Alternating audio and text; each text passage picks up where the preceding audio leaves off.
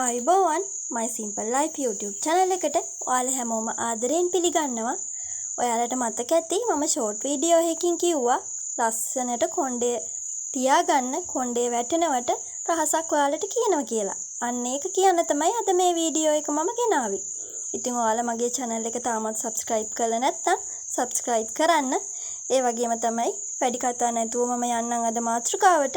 මම අද ඔයාලට කියලා දෙන්න යන්නේ නිරෝගීමත් හිසකෙස් කෙස් කළඹක් ලබා ගැනීම සඳහා කරන්න පුළුවන් සරලම සරල සත්කාරයක් ගැන. ඉතින් මේකට වැඩි දේවල් ඕනේ නැහැ. ගෙදරදී අපි පොල් තෙල් හිඳින වෙලාව තියෙනවනේ.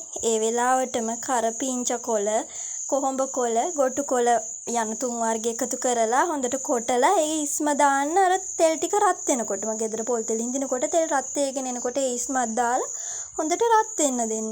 ඔයාලට කරපිංචා ගොටු කොළ සෙම වගේ දැනෙනවා නම් රතු ලුණු ගෙඩි දෙක තුනක් දාන්න. එතකොට හිතනවා ඇති දුර්ගන්ධයක් එනවා කියලා.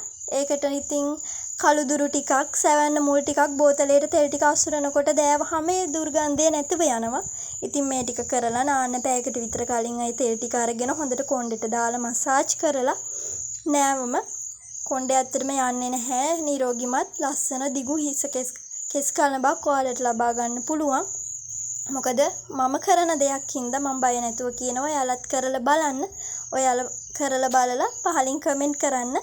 ඉතින් මම ආයිමත් කියනවා මගේ YouTube channel එක subscribe කරලා නැත්නම් subscribe කරන්න. ඔයාලට ඉදිරියේදී ලස්සන travel video vlogs වලින් මම ඔයාලව හමු වෙන්න බලාපොරොත්තු වෙනවා.